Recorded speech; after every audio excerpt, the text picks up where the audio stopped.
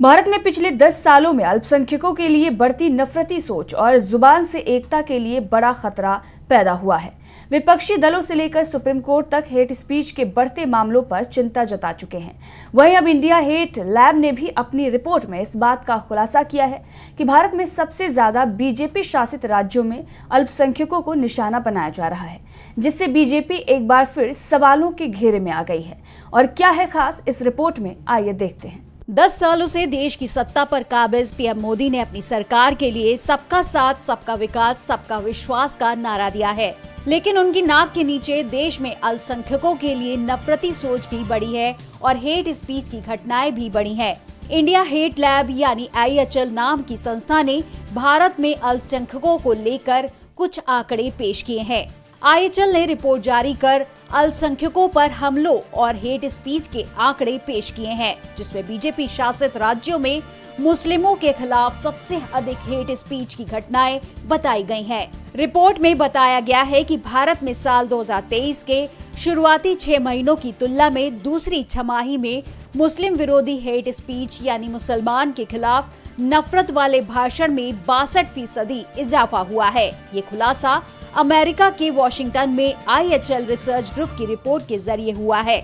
Research group की ओर से सोमवार को जारी रिपोर्ट में बताया गया कि इजराइल और गजा के बीच छिड़ी जंग के आखिर के 3 महीनों में भारत में मुस्लिमों के खिलाफ होने वाली नफरती भाषण को बढ़ाने में अहम भूमिका निभाई है।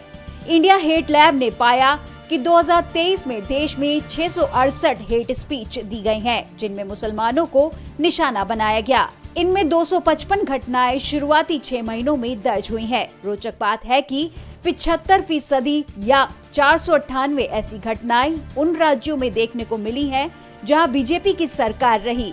प्रधानमंत्री नरेंद्र मोदी भी उसी पार्टी के फायरब्रांड नेता माने जाते हैं।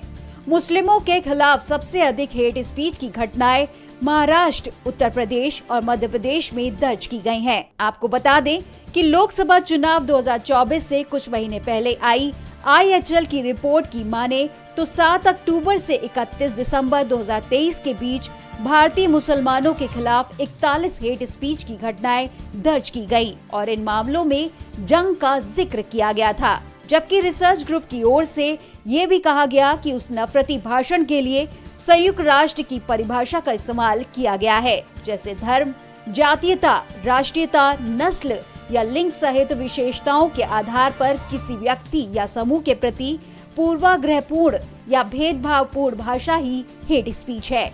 IHL ने बताया कि ये जानकारियां तब सामने आई जब उसकी ओर से हिंदू राष्ट्रवादी समूहों की ऑनलाइन गतिविधियों पर नजर रखी गई। रिसर्च ग्रुप ने इस दौरान सोशल मीडिया पर पोस्ट किए गए हेट स्पीच से जुड़े वेरीफाइड वीडियो को देखा, समझा और भारतीय मीडिया के जरिए आई घटनाओं को कंपाइल किया था।